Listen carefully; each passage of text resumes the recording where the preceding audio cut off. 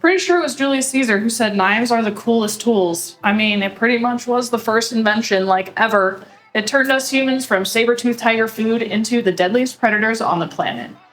And if your Instagram feed is anything like mine, in between the car crashes and real weird cooking thirst traps, you've probably seen some cool knives on your feed, and now you want to buy one. In this video, I'm going to break down everything that you should know before buying your first knife. Consider me your knife sensei, and this is your crash course into the knife dojo. My name is Sarah, and welcome to Blade HQ. I started collecting knives about 3 years ago, and now I have probably over 50, but they're really cool, and one of the best things that you can collect. Are there tons and tons of combinations of knives that you can search through to find the one perfect for you? Yes. Are they really cool and fun to play with? Absolutely.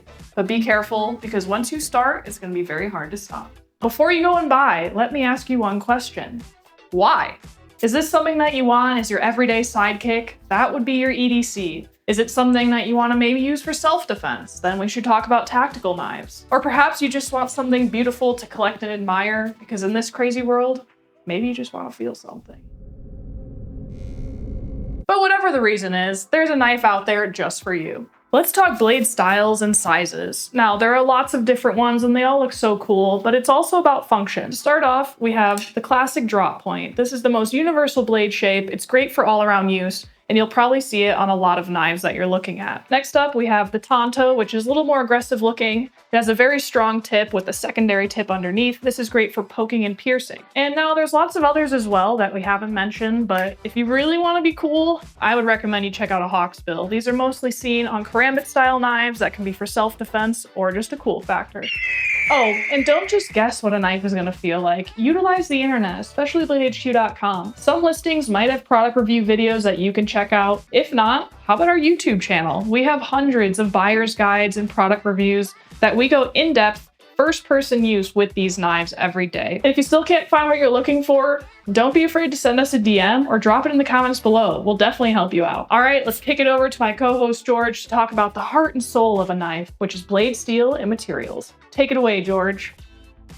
Thank you, Sarah. And you were wise to seek knowledge from the world's nerdiest knife guy. Now let's talk about blade steel.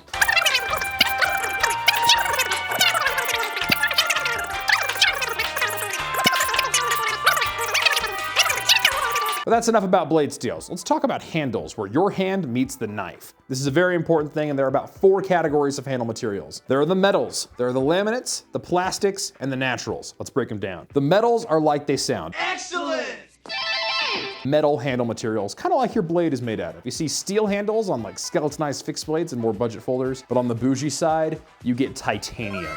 This is a luxury handle material, feels very space age, is lighter than steel, stronger than aluminum. It's awesome, and it is the workhorse of high-end folders. Aluminum is a much lighter material. It's still plenty strong. That's what airplanes are made out of, and it can get these really fun colors because of anodization, which is a process you'll learn about another day. Laminates are made by taking a fabric or a sheet of something, layering it down with a resin, and letting that resin harden the material. The one you'll see a lot on fixed blades is called micarta. It's fabrics that are laid together, tightened up, and it feels very clothy and warm in the hand. The absolute pleasure to cut with. There's also carbon fiber. A lot of you car guys will know this one. Carbon fiber is carbon fibers interwoven and then laid in the same resin. Very light, very strong, and looks very cool. And the one you'll see a lot of is G10. It's affordable, it's really cool, holds a lot of colors, and it is very durable. Eric Glesser, the leader of Spyderco, once told me that after the world is over and the atomic bombs have all gone off and all the cockroaches are dead, all that will be left is G10 handle scales. Then next up we have the plastics. These ones, I don't want you to think milk jug plastic, I want you to think Glock 19 plastics. These things are rugged, resilient, they hold a color and a texture really well, and they are super light. You'll see these a lot, even on the more premium side. And lastly, you have the natural handle materials. This one has a wood, but you might see bone, stuff that you can find in nature. That's pretty old school, it's a lot of fun. Anyway, this is just a drop in the bucket of the blade steels and handle materials you can check out.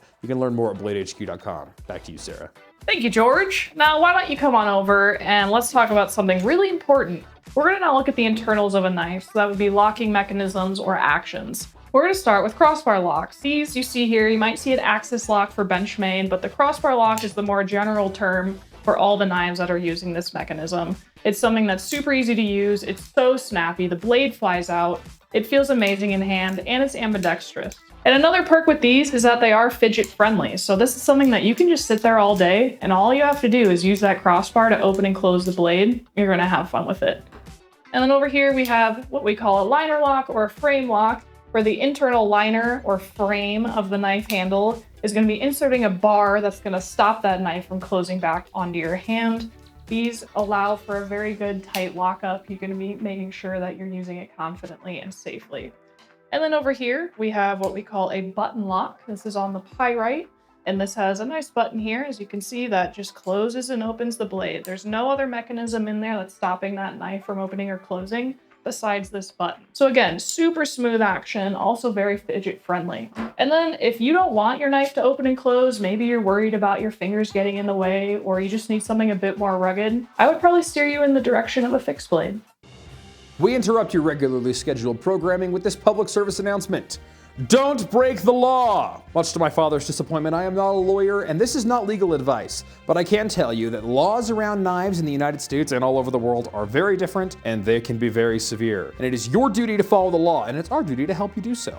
That is why we have the Legal Blade app, sponsored by Knife Rights. Knife Rights is an organization trying to protect your right to carry knives, and they also made this app to help you know what is legal in your area. Check out your jurisdiction here and see if a knife is legal to carry before you pull the trigger and buy it, because we are not coming to save you if you get arrested. Back to the show. Enough yapping. Let's just buy a knife, and the best way to do that is bladehq.com. If you didn't know bladehq.com, we have so many different knives, and so what we're gonna do is we're gonna come to bladehq.com, and we're gonna go to our knives category, and under knife uses, which is what I asked you about earlier, what's your why? We're gonna go into everyday carry. If I were buying a knife for me today as my first knife, that's probably the route I would go.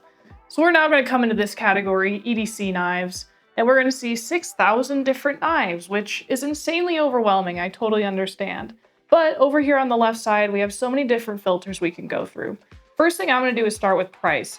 We have so many brands that have great value for an entry-level knife purchase, whether it's your first knife, or maybe you're trying to get someone else into knives, doesn't matter.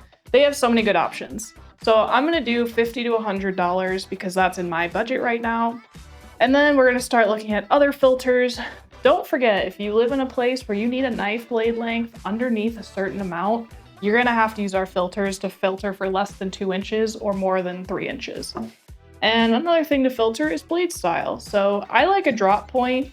So I'm just gonna do the typical drop point, most universal blade style, easy to buy. What we're gonna now look at is a knife that truly speaks to me. There's still gonna be so many options, about 790 of them. And so something I'm gonna consider is just looking at them, what really makes me tingle. This knife that I picked is the Titanium Arcade Light. As I said, so pretty, purple scales, I loved it. Come and look at this. We have a handle length here of 4.5 inches. Now, it might be difficult to visualize what that might feel like in a hand or in your pocket, but pull out something that you already carry every day. Standard iPhone's about 5.8 inches. Even though I do have the larger one here, it still helps. Or you could pull out your wallet. Standard credit card size is about 3.5 inches. So compare those to your knife and hopefully it'll make you make that better decision. But I'm also sitting here again thinking, how does this knife work? Why would I want to buy it? So over here at Blade HQ, we're all about community. So I'm gonna head over to YouTube and type in the name of the knife in the search bar. Titanium, if your girl can type. All right, arcade, yep, here we go, we're almost there, light.